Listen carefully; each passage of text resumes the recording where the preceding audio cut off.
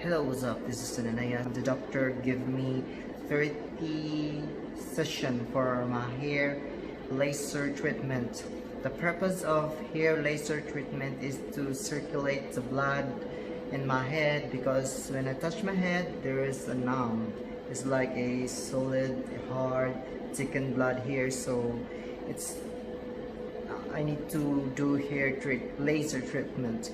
The purpose also of hair laser treatment is to make your baby hair graft transplanted stronger, to ensure the healthy grow, to ensure the transplanted hair will grow back after 10 to 30 days.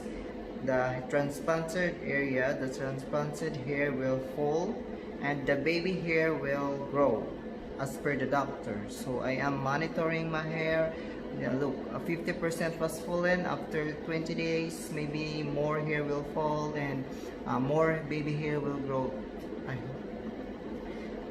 The doctor also advised me to do PRP treatment after 1 month, and also after 10 days, after 10 days I allowed to wash my hair, a baby shampoo, and then yesterday I took minoxidil and I put this in my area so that more hair will grow after 1 to 2 months. So hopefully after 2 months, more hair will grow in this area.